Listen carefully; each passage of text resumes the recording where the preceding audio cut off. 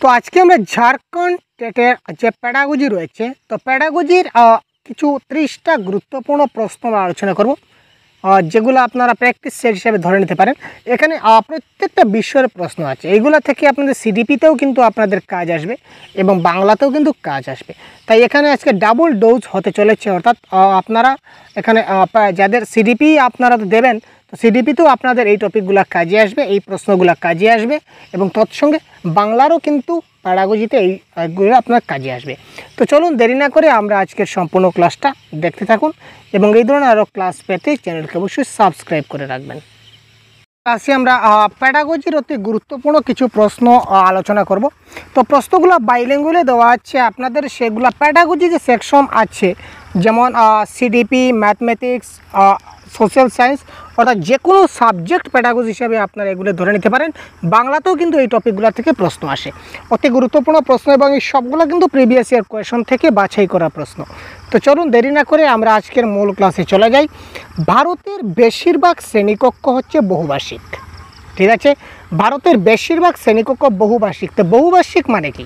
বহুভাষিক মানে হচ্ছে একটি ক্লাসরুমে অনেক ভাষাভাষী যখন ছাত্র থাকে, একটা ক্লাসরুমে যখন অনেক ভাষাভাষীর ছাত্র থাকে তখন সেটাকে আমরা বহুভাষিক বলে থাকি।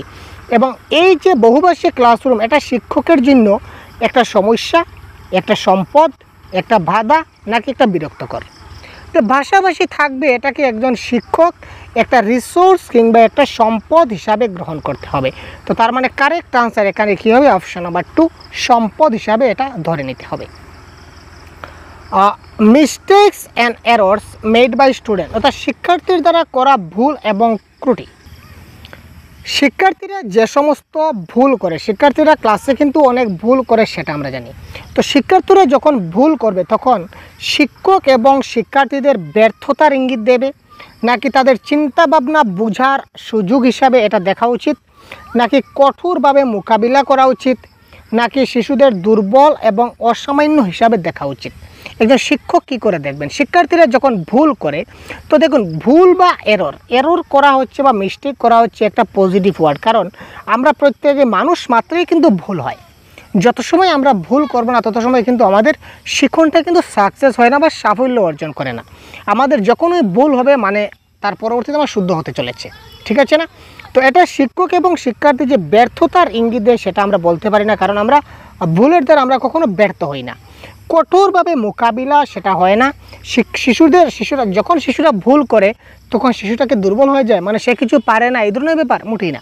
অর্থাৎ তার চিন্তা ভাবনা বোঝার একটা সুযোগ হিসাবে দেখা উচিত, অর্থাৎ should be seen as opportunity to understand their thinking. তাদের চিন্তা ভাবনাকে বোঝার একটা সুযোগ তৈরি করে দেয়। যেখানে অপরচুনিটি থাকবে সেটা হচ্ছে মোস্ট পজিটিভ ওয়ার্ড। আমি পজিটিভ ওয়ার্ডগুলো দেখানোর জন্যই বিশেষ করে এখানে আমি এই যে ইংলিশ শব্দটা আমি এখানে অ্যাড করেছি। শিশুদের জ্ঞানের সক্রিয় নির্মাতা এবং ছোট্ট বিজ্ঞানী হিসাবে দেখেন যারা বিশ্বের নিজস্ব তত্ত্বগুলি তৈরি করে। এখানে কোন সাইকোলজিস্ট যিনি বলেছিলেন যে শিশুরা হচ্ছে জ্ঞানের সক্রিয় নির্মাতা, অর্থাৎ নিজে নিজে কী করে সে জ্ঞানের বিল্ড আপ করে, active builders of student, children as a active builders of knowledge, এই কথাটা কে বলেছিলেন? এবং children is a little scientist, এই কথাটা কে বলেছিলেন?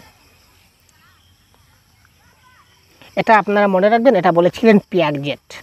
পিয়াগেট বলেছিলেন যে children is a little scientist, শিক্ষার্থীরা হচ্ছে ছোটো ছোটো বাচ্চারা হচ্ছে এক একটা নিজেরা ছোটো ছোটো বিজ্ঞানী, তারা নিজে নিজে আবিষ্কার করতে পারে, তারা শিখতে পারে, এই কথাটা বলেছিলেন কি? জিন পিয়াগেট। শিশু কেন্দ্রিক মনোবিজ্ঞান মানে কি? চাইল্ড সেন্টার্ড প্যাডাগজি মিন্স, এই টপিক থেকে কিন্তু প্রশ্ন আসে, প্রত্যেকটা টপিকে আপনারা প্রশ্ন পাবেন, প্রত্যেকটা সাবজেক্টে এই টপিক থেকে প্রশ্ন পাবেন। শিশু কেন্দ্রিক মনোবিজ্ঞান মানে কি? বাচ্চাদের শিক্ষককে অনুসরণ এবং অনুকরণ করতে বলা, ফলো করতে বলা বা নকল করতে বলা, এটা কোনো কথা নয়। শিশুদের কণ্ঠস্বর এবং তাদের সক্রিয় অংশগ্রহণকে প্রাধান্য দেওয়া। সবচেয়ে বড়িয়া আনসার হবে সক্রিয় অংশগ্রহণ, অর্থাৎ অ্যাক্টিভ পার্টিসিপেশন। শিশুরা যাতে অ্যাক্টিভ পার্টিসিপেশন করে। আরও বাকি অপশনগুলো দেখি। সম্পূর্ণ স্বাধীন হতে দিন, না ভাই সম্পূর্ণ স্বাধীন হতে দেওয়া যায় না, কিছুটা কন্ট্রোলের মধ্যে রাখতে হয়, না হলে কিন্তু হবে না। নৈতিক শিক্ষা প্রদান, এখানে শুধু নৈতিক শিক্ষা দিলে হবে না, সব কিছু ওভারঅল ডেভেলপমেন্ট দেখতে হবে। তো কারেক্ট আনসার হচ্ছে অপশন নাম্বার 2, শিশুদের কণ্ঠস্বর এবং তাদের সক্রিয় অংশগ্রহণকে প্রাধান্য দেওয়া, অ্যাক্টিভ পার্টিসিপেশন। অ্যাক্টিভ পার্টিসিপেশন যেখানে থাকবে এটা হচ্ছে পজিটিভ ওয়ার্ড এবং এটা হচ্ছে আমাদের কি কারেক্ট আনসার। তারপর দেখি আমরা কোয়েশ্চেন নাম্বার 5-এ কী দেওয়া আছে। A teacher can help the children to process a complex situation by, যখন একজন শিক্ষক শিশুদের দ্বারা একটা জটিল পরিস্থিতি প্রক্রিয়া করতে সাহায্য করতে পারেন। অর্থাৎ শিশুরা যখন একটা জটিল সমস্যায় পড়ে তখন একজন শিক্ষক কী করে এই জটিল প্রক্রিয়াতে শিশুকে সাহায্য করতে পারেন। কোনো সাহায্য না দেওয়া, যাতে শিশুরা নিজেরাই সমস্যা সমাধান করতে পারে। আরে ভাই, একটা শিশু যদি একটা বিরাট সমস্যায় পড়ে তো একজন শিক্ষকের উচিত যে তাকে এই সমস্যা থেকে মুক্তি দেওয়া। তো সুতরাং এটা কারেক্ট আনসার নয়। এটির উপর একটা বক্তৃতা দেওয়া, মানে লেকচার মেথড। যখন ওই লেকচার মেথড হবে সঙ্গে সঙ্গে এটা এলিমিনেশন হবে। ঠিক আছে। ছাত্রটিকে কাজটিকে ছোটো ছোটো অংশে ভাগ করা এবং নির্দেশাবলী দেওয়া, রাইট। যখন একটা বড় কাজ ছাত্ররা পারছে না তখন এই কাজটাকে আমরা কী করব, ছোটো ছোটো অংশে ভাগ করে দেব। যে এত বড় তোমরা যেমন ধরুন আজকে আমি ছাত্রদের দিলাম যে তোমরা 2 পেজ লিখে আনো। ছাত্রদের কাছে একটা অনেক ভারী হয়ে গেল যে 2 পেজ তারা পারছে না, এটা তারপরে অনেক কষ্টের। তখন আমি কী করলাম, এটাকে ভেঙে দিলাম ছোটো ছোটো, যে আজকে তুমি কী করো, হাফ পেজ লিখে আনো, কালকে আরও হাফ পেজ লিখো, তারপর আরও হাফ পেজ, তারপর আরও হাফ পেজ। অর্থাৎ আমি এই একটি কাজকে আমি 4টা ভাগে ভাগ করে দিলাম। তাতে ছাত্রদের বোঝা কমে গেল, তারাও মোটিভেট হয়ে গেল যে স্যার আমাদের কাজ কমিয়ে দিয়েছেন। তখন ক্লাসটা হয়ে গেল, ছাত্ররাও শিখে গেল, বুঝে গেল, বাস বাড়িয়া। তো তারপর দেখি প্রতিযোগিতাকে উৎসাহিত করা এবং সেই উচ্চ পুরস্কার প্রদান করা।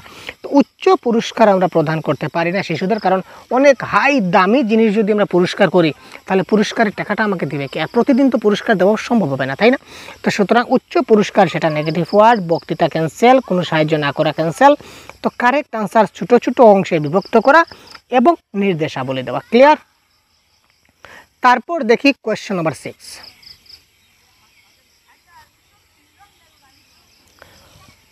শিক্ষার্থীদের একইভাবে জ্ঞান উৎপাদন করার প্রত্যাশা যেমন একটি প্রাপ্ত হয়। অর্থাৎ শিক্ষার্থীদের যে জ্ঞান আছে, জ্ঞানটাকে যদি আমরা পুনরায় যদি রিকনস্ট্রাক্ট করতে চাই, বা সেই যে নলেজ আছে এই নলেজটাকে যদি আমরা রিপ্রডিউস করতে চাই, তখন তাদের ক্ষেত্রে আমরা কি পাই, তাদের ক্ষেত্রে তার থেকে আমি ছাত্রদের কাছে তখন আমি কি পাই।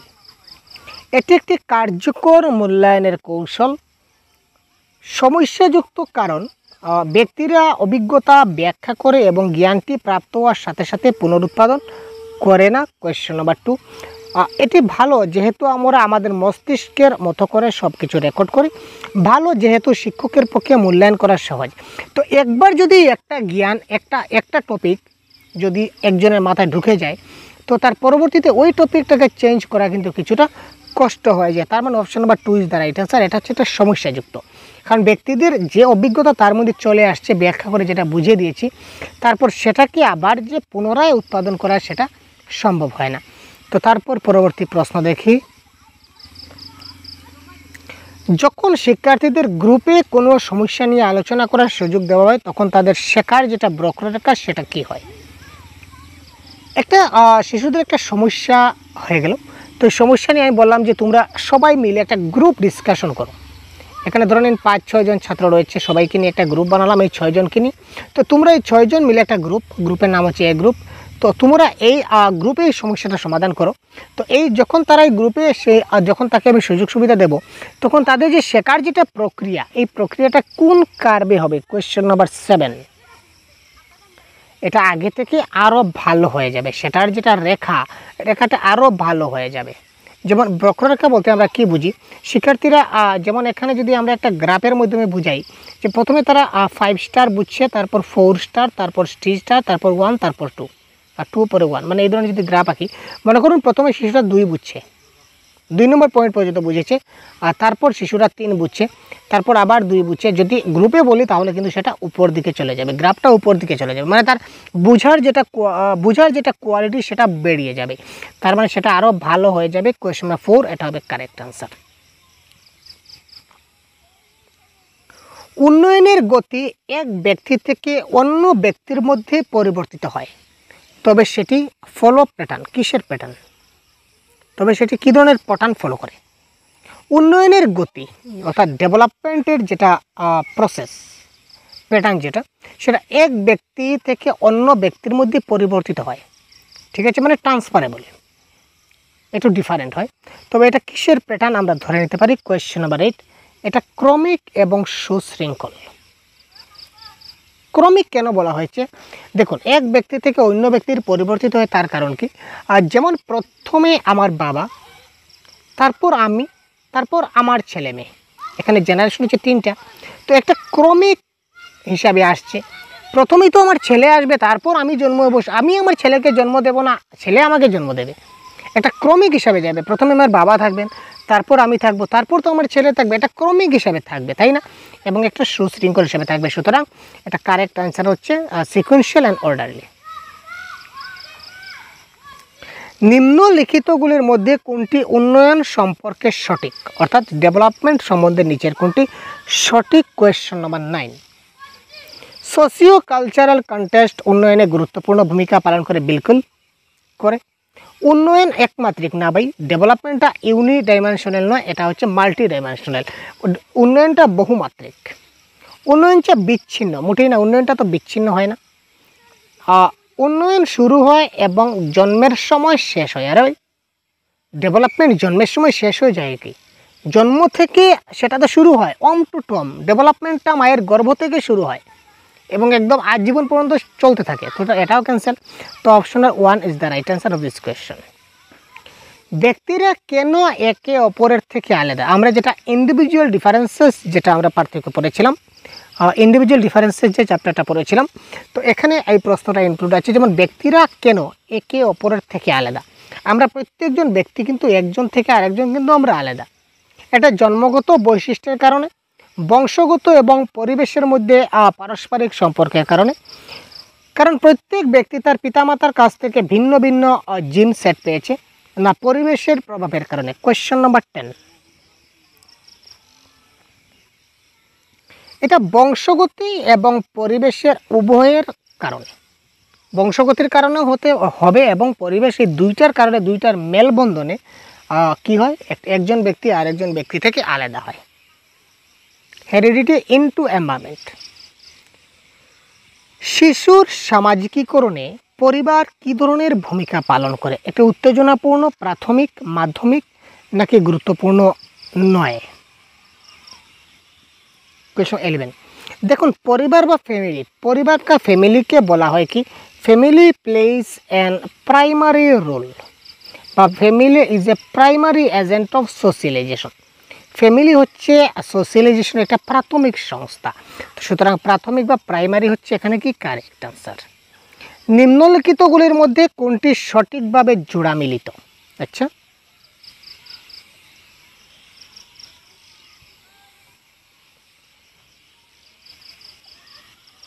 কোয়েশ্চন নাম্বার 12 আচ্ছা, আনুষ্ঠানিক কার্যক্রম অনুকরণ শুরু হয় কাল্পনিক খেলা না ভাই? ফর্মেল অপারেশন স্টেজে কাল্পনিক খেলা নয়, কাল্পনিক খেলা তো আরও অনেক আগে থেকে শুরু, এটা ক্যান্সেল।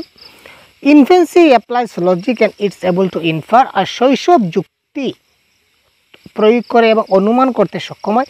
শৈশবে একদম ছোটোবেলা যখন ইনফেন্সিতে থাকে তখন তারা কি অনুমান করতে শিখে যায়, তর্ক করতে শিখে যায়, যুক্তি দেখাতে শুরু করে যায়, মোটেই না, এটা cancel.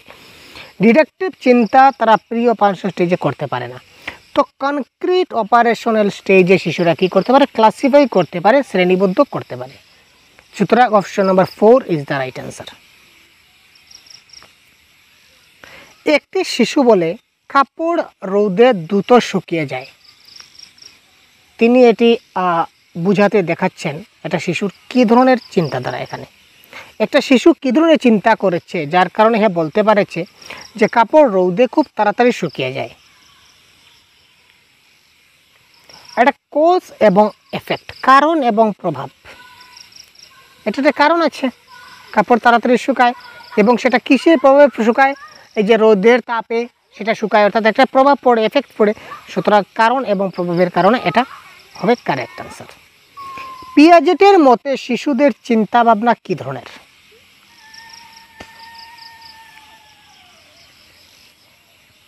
According to পিয়াগেট, children thinking differs kind and amount, অর্থাৎ অপশন নাম্বার 2 হবে রাইট অ্যান্সার। নিচের কোনটি ভাড়ার করার উদাহরণ? স্ক্যাফোল্ডিং, স্ক্যাফোল্ডিংয়ের উদাহরণ। স্ক্যাফোল্ডিং মানে বুঝতে পারছেন, ভাড়ার মানে হচ্ছে সহযোগিতা করা, ঠিক আছে। শিক্ষার্থীদের অনুপ্রেরণামূলক বক্তৃতা দেওয়া, কোয়েশ্চন 15। আরে ভাই, বক্তৃতা দেওয়া, এখানে কেউ যদি একটা বিপদে ফেসে যায় তখন তাকে একটু ধাক্কা দিয়ে বিপদ থেকে পার করে দেওয়া হচ্ছে স্ক্যাফোল্ডিং, তো এটা হচ্ছে না। প্রশ্নকে উৎসাহিত না করে ব্যাখ্যা প্রদান করা, সেটাও কোনো কথা নয়। উভয় উপাদান এবং অউপাদান পুরস্কার প্রদান, এটা হচ্ছে না। তো কারেক্ট আনসার হচ্ছে giving, promote and clue and asking question, এটা ক্রিটিক্যাল জাকশন, অর্থাৎ সেখানে একটা সমস্যায় পড়েছে, তাকে কী করতে হবে, একটু ক্লু দিয়ে দিন, যাতে করে সে এই ক্লুর মাধ্যমে সে সমস্যা সমাধান করতে পারে। তাকে একটা সংকেত দেওয়া, স্ক্যাফোল্ডিং মানে একটা সংকেত দিলাম এবং সমালোচনামূলক সন্ধিক্ষণে প্রশ্ন জিজ্ঞাসা করা যে এরপর তুমি কি করবে বা কী করে তুমি সংকেত দিলাম যাতে সে সমস্যা থেকে বেরিয়ে যেতে পারে। কোয়েশ্চন নাম্বার 4 এই ক্ষেত্রে কারেক্ট আনসার। তো ভাইগোটস্কির মতে শিশুরা শিখতে পারে কিসের মাধ্যমে শিখতে পারে? Question number 16। ভাইগোটস্কি কোন কথা বলেছিলেন? ভাইগোটস্কি কিন্তু সমাজ নিয়ে কথা বলেছিলেন, সোশিয়াল নিয়ে কথা বলেছিলেন, সোশিয়াল ইন্টারেক্টিকের নিয়ে কথা, সোশিয়াল ইন্টারেক্ট, সামাজিক মিথস্ক্রিয়া, ঠিক আছে। তো এখানে অপশন নাম্বার 3 হবে correct answer. By interacting with adult and spear, বয়স্কদের সঙ্গে এবং সহকর্মীদের সঙ্গে মিথস্ক্রিয়া করে শিশুরা এখানে শিখতে পারে, অ্যাকর্ডিং টু ভাইগোটস্কি। কোহলবার্গের মতে দেওয়া হচ্ছে, কোহলবার্গ কিসের ধাপ দিয়েছিলেন? কোহলবার্গের শারীরিক বিকাশের ধাপ দিচ্ছিলেন, পর্যায়ে দিচ্ছিলেন, না মানসিক না নৈতিক? তো আমরা জানি যে মোরাল ডেভেলপমেন্ট থিওরি যেটা দিয়েছিলেন কোহলবার্গ। তো কোহলবার্গে কী দিয়েছিলেন? মোরাল ডেভেলপ মানে stages of moral development theory দিয়েছিলেন কে? আমাদের কোহলবার্গ। ক্লিয়ার ভাই? নিম্নলিখিত পরিস্থিতিগুলির মধ্যে কোনটি একটি শিশু কেন্দ্রিক শ্রেণীকক্ষে চিত্রিত? মানে শিশু কেন্দ্রিক শ্রেণীকক্ষ বলতে নিচের আমরা কোনটা বুঝাই? কোয়েশ্চন নাম্বার 18 আমরা একটু দেখব। এমন একটি ক্লাস যেখানে পাঠ্যপুস্তক একমাত্র সংস্থান। না ভাই, পাঠ্যপুস্তক যদি একমাত্র সম্বল হয় তাহলে সেটা শিশু কেন্দ্রিক হলো কি করে? সুতরাং এটা শিশু কেন্দ্রিক নয়, ঠিক আছে। ক্লাসে পুরস্কার এবং শাস্তি প্রদান, কখনো আমরা শাস্তি প্রদান করতে পারি না, ছাত্রদের মুখস্থ করতে বলি না। অপশন নাম্বার 3টা ক্যান্সেল। তো আলটিমেটলি অপশন নাম্বার 2টাই হবে কারেক্ট আনসার। অপশন নাম্বার 1 কি বলেছে? এখানে দেখুন একটা কথা মনে রাখবেন, কিছু নেগেটিভ পজিটিভ ওয়ার্ড জানা প্রয়োজন আছে। এখানে দেখুন একমাত্র, যখনই একমাত্র থাকবে তখনই আপনারা অপশনটা কাটবেন। মুখস্থ করা যখন থাকবেন তখন কাটবেন, আর শাস্তি যখন দেখবেন তখন কাটবেন। তো অপশন তো 3টা কাটা গেল, তার মানে অপশন নাম্বার 2 কারেক্ট আনসার। একটি ক্লাস যেখানে শিক্ষার্থীরা দলে দলে বসে থাকে এবং প্রতিটি গ্রুপে যাওয়ার জন্য পালা করে, ঠিক আছে। ক্লিয়ার? প্রত্যেকটা দলে দলে ভাগ করবে এবং সময় বিশেষে কী হবে? দলটা পরিবর্তিত হবে, ওই দলের ব্যক্তি অন্য দলে যাবে, অপর দলের ব্যক্তি অপর দলে যাবে। ক্লিয়ার? তো এইভাবে যদি একটা ক্লাসরুম সজ্জিত থাকে তাহলে সেটা আমরা বলতে পারি এটা হবে child centric education, child centric classroom বলতে পারি। আচ্ছা, বুদ্ধিমত্তা মানে কি? ইন্টেলিজেন্স ইজ, বুদ্ধিমত্তা কি? বুদ্ধিমত্তা হচ্ছে সেট অফ ক্যাপাবিলিটিস, এটা হচ্ছে সক্ষমতার একটা সেট।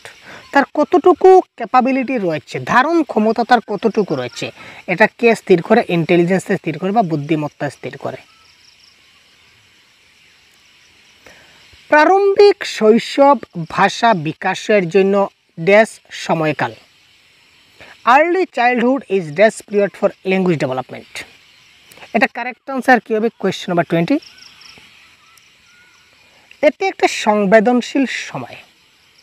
আর্লি চাইল্ডহুড এটা একটা খুব সেন্সিটিভ পিরিয়ড, ভাষা শেখার জন্য এটা একটা খুব সংবেদনশীল সময়, কারণ এই সময় শিশুরা কিন্তু তাদেরকে খুব ভালো করে দিতে হবে যাতে করে সে জিনিসটা গ্রহণ করতে পারে। ভাষা শিক্ষা বা ল্যাঙ্গুয়েজ ডেভেলপমেন্টের ক্ষেত্রে এই সময়টা খুব একটা সেন্সিটিভ সময়। শিক্ষক ছেলেদের একটি সহশিক্ষা ক্লাসে মন্তব্য করলেন, ছেলে হও এবং মেয়েদের মতো আচরণ করো না। বাহ, শিক্ষক কী করলেন, এটা ক্লাসে গিয়ে বলেন যে তুমি ছেলে হও আর মেয়েদের মতো আচরণ করো, এটা কী ধরনের কথা। তো এই মন্তব্যটা বলতে আমরা কি বুঝি, টিচার কি এখানে রিমার্কস করতে চলেছেন। কোয়েশ্চন নাম্বার 21, এটি ছেলে ও মেয়েদের সাথে আচরণ করা একটা ভালো উদাহরণ না, এরকম কোনো কথা তো এখানে আমরা দেখতে পাচ্ছি না, সুতরাং এটা এখানে ক্যান্সেল। এটা হচ্ছে কি স্টেরিওটাইপিক্যাল আচরণ, বৈষম্যের একটা ডিসক্রিমিনেশন এখানে করছেন। ছেলে ও মেয়ের সঙ্গে তিনি স্টেরিওটাইপিক্যাল বিহেভিয়ার করছেন, যে ছেলে হও আর মেয়ের মতো ব্যবহার করো, এটা কী ধরনের কথা। তার মানে এখানে তিনি স্টেরিওটাইপ করছেন, সুতরাং option number 2 is the right answer. ঠিক আছে, এখানে জৈবিক শ্রেষ্ঠত্ব কোনো কথা বলে না, বর্ণ বৈষম্যের কথা কিছু বলা হয়নি, সুতরাং এখানে তিনি ডিসক্রিমিনেশন করছেন, রিফ্লেক্ট করছেন। আচ্ছা, মূল্যায়ন কি? ওয়া, বহুত বড়িয়া কোয়েশ্চন বাই অ্যাসেসমেন্ট কি, বাহ। কোয়েশ্চন নাম্বার 22, মূল্যায়নের দ্বারা কি প্রতিযোগিতামূলক মনোভাব? না ভাই, উত্তেজনা বা চাপ সৃষ্টি করি। আরে কী ধরনের কথা ভাই, শিশুদের লেবেল করা বা ক্যাটাগরাইজ করা মোটেই না, কাটুন। মূল্যায়নের মাধ্যমে শিশুরা কতটুকু শিখতে পেরেছে, কতটুকু বুঝতে পেরেছে, এটা আমরা কী করি, এটা আমরা একটা মেজারমেন্ট করি, পরিমাপ করি, এবং যার পরে তার পরবর্তী শিক্ষা দিই। ইট is a way to improve learning. মূল্যায়নের ফলে তার শিক্ষার উন্নত করা যায়। উন্নত কী করে করি? আপনারা বলেন যে স্যার ও মূল্যায়ন লইলাম, তারপর সেটা উন্নতি কী করে হলো। আমি যখন মূল্যায়ন নেব তখন আমি বুঝতে পারবো। যেমন আমি যদি আপনাদের মক টেস্ট নেই, মক টেস্ট নিয়ে আমি যদি একটা ব্যবস্থা নেই, যে মক টেস্ট আমি নিলাম আপনারা 10 জনের, ধরে নিন আপনারা আমার ক্লাসে ক্লাস করছেন প্রতিদিন, আমি 10 জনের একটা প্রাইভেট মক টেস্ট নিলাম। তো এই 10 জনের আমি সম্পূর্ণ পেপারটা অ্যানালাইজ করলাম বা মক টেস্টের আনসারগুলো অ্যানালাইজ করলাম, দেখলাম যে 10 জনের মধ্যেই আপনাদের যে মূল্যায়ন থেকে যে প্রশ্ন দিয়েছিলাম, আপনারা 10 জনের মধ্যে 8 জনে কিন্তু এই মূল্যায়নের প্রশ্ন থেকে ভুল করেছেন। এটা আপনারা 8 জনের কিন্তু কারেক্ট আনসার হয়নি মূল্যায়ন টপিক থেকে। তার মানে আমাকে কি করতে হবে, মূল্যায়নটা আপনাকে আরেকবার বোঝাতে হবে। আপনাদেরকে মূল্যায়ন টপিকটা আরেকবার খুব অন্য একটা সিস্টেমে আপনাদেরকে বোঝাতে হবে, যাতে করে আপনারা বুঝতে পারেন এবং পরবর্তী মূল্যায়নে যাতে মূল্যায়ন থেকে প্রশ্ন আসলে আপনারা কারেক্ট করতে পারেন, অর্থাৎ আপনাদের যেটা শেখার উন্নতি যেটা সেটা ভালো হতে পারে। ক্লিয়ার? নিম্নলিখিত বিবৃতিগুলির মধ্যে কোনটি অন্তর্ভুক্তিকে সর্বোত্তমভাবে বর্ণনা করে? অর্থাৎ ইনক্লুশনকে কিভাবে ডেসক্রাইব করা হয়? কোয়েশ্চন নাম্বার 23, যে শিশু একবারে শিখতে পারে না, ইনক্লুশনে কি বলা হচ্ছে, যে সবাই যাতে ইনক্লুড থাকে। তো এখানে বলেছে একবারে শিখতে পারে না, সুতরাং সেটা কখনো সম্ভব নয়। স্পেশাল গিফট তাকে দেওয়া যাবে না। It is a philosophy that special children are a special gift of God. না ভাই, সে ধরনের কোনো কথা না। সেগ্রিগেট, আমরা শিক্ষকদের children need to be segregate, অর্থাৎ শিশুদের ক্ষমতা অনুযায়ী পৃথক করা প্রয়োজন মোটেই না। তো কারেক্ট আনসার হবে এটা একটা ফিলোসফি বা দর্শন, যে সমস্ত শিশুদের একটি নিয়মিত স্কুল ব্যবস্থার সমান শিক্ষা পাওয়ার অধিকার রয়েছে। তো ইনক্লুশনে কি বলেছে, সবার জন্য সমান শিক্ষা, সবার জন্য সমান ব্যবস্থা, এমন একটা শিক্ষা ব্যবস্থা হোক, এমন একটা সিস্টেম হোক যেখানে সবাই সমানভাবে অংশগ্রহণ করতে পারে। সুতরাং এটা কারেক্ট আনসার হচ্ছে অপশন নাম্বার 2।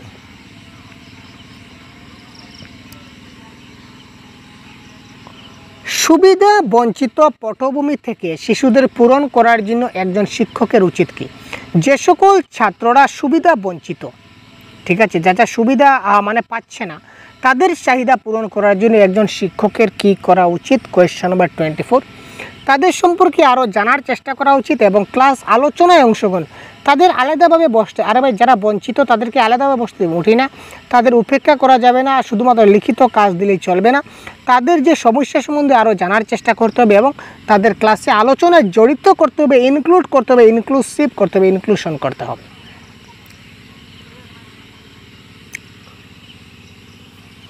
এখানে লার্নিং ডিসেবিলিটিস বলতে কোনটা? এই নিচের আচরণগুলির মধ্যে কোনটা হচ্ছে শেখার অক্ষমতা সহ একটি শিশুর শনাক্তকারী? অর্থাৎ উদাহরণ 4টার মধ্যে আমরা কোনটাকে বুঝতে পারি এটা তার শিক্ষণ অক্ষমতা। অপমানজনক আচরণ মোটেই না।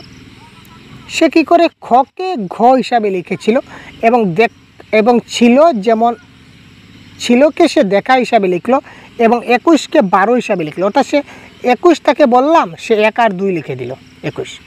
তাকে আমি বললাম তুমি বি লেখো, সে এইভাবে ডি লিখে দিল। আমি তাকে বললাম তুমি ওয়াজ লেখো, সে এস এ ডাব্লিউ উল্টো করে লিখে দিল। তার মানে এটাই তার শিক্ষণ অক্ষমতা, অর্থাৎ এই যে লিখলো রাইটিং, অর্থাৎ এটা হচ্ছে তার কি ডিসগ্রাফিয়া, এটাকে বলা হয় কি ডিসগ্রাফিয়া, লিখন অক্ষমতা। শিখন অক্ষমতার মধ্যে একটা পার্ট হচ্ছে লিখন অক্ষমতা, এটা হচ্ছে তার ডিসগ্রাফিয়া। ক্লিয়ার? একটি শিশু যিনি আংশিকভাবে দেখতে পারেন, যে শিশু একটু একটু দেখতে পায়, ভালোভাবে দেখতে পায় না, তার লিখনের সমস্যা আছে। তো যারা একটু একটু দেখতে পায় তাদেরকে কি করা উচিত? শিক্ষা দেওয়া উচিত নয়, যেহেতু তার কোনো কাজে আসে না। আরে ভাই, যারা অন্ধ একটু একটু চোখে দেখে ভালো করে দেখতে পায় তাদেরকে শিক্ষা দেওয়া উচিত নয়? মোটেই কী ধরনের কথা! তাদেরকে পৃথক করে রাখা উচিত? মোটেই না, কারণ ইনক্লুসিভ এডুকেশনে বলেছে সবার জন্য সমান শিক্ষা। বিশেষ বিধান করার সময় একটি নিয়মিত স্কুলে রাখা উচিত। ইয়েস, তাকে সবসময় সে যেন রেগুলার স্কুলে আয়, সবসময় প্রতিনিয়ত সবার সঙ্গে অংশগ্রহণ করতে চায়, এটা আমরা দেখতে চাই। ক্লিয়ার? তারপর শেখা, লার্নিংটা কী জিনিস? Question number 27। একজন শিক্ষার্থীর আবেগ দ্বারা প্রভাবিত হয়, শিক্ষণটা সে ইমোশন দ্বারা ইনফ্লুয়েন্স হয়। ঠিক আছে? তার আবেগ ঘন দিক দিয়ে তাকে যদি আমরা শেখাতে পারি তাহলে শিক্ষণটা তার খুব ভালো হবে। শিক্ষার্থীদের তাদের চিন্তাভাবনার ধারণাগত পরিবর্তন করতে সক্ষম করার জন্য একজন শিক্ষককে অবশ্যই কী করতে হবে? শিক্ষার্থীর যদি তাদের চিন্তা ভাবনায় ধারণাগত পরিবর্তন হয়, ধারণাগত পরিবর্তন করতে সক্ষম করার জন্য শিক্ষককে কী করতে হবে? বাচ্চাদের তাদের নিজের উপর চিন্তা করতে নিরুৎসাহ করুন। আরে ভাই, নিরুৎসাহ আমরা কখনো করি না, শিশুদেরকে উৎসাহিত করি। ঠিক আছে না? লেকচার মেথডে পড়াবেন, লেকচার মোড, বক্তৃতা মোড, এটা ক্যান্সেল করুন। ঠিক আছে? পুরস্কার প্রদান করুন, আবার এটাও ক্যান্সেল। আলোচনা করুন, ইয়েস, পজিটিভ ওয়ার্ড, ডিসকাশন করতে হবে, পজিটিভ ওয়ার্ড, ডিসকাশন। তো আর কি দেখবো? Option number 3 right answer. এই দেখুন, একদম দেখা মাত্র কারেক্ট অ্যান্সার হয়ে যাচ্ছে। প্রাথমিক বিদ্যালয়ের শ্রেণীকক্ষের প্রসঙ্গে সক্রিয় ব্যস্ততার অর্থ কী? ঠিক আছে? অ্যাক্টিভ এঙ্গেজমেন্ট, শিশুরা অ্যাক্টিভলি যেটা এঙ্গেজমেন্ট থাকে, এটার অর্থ কী?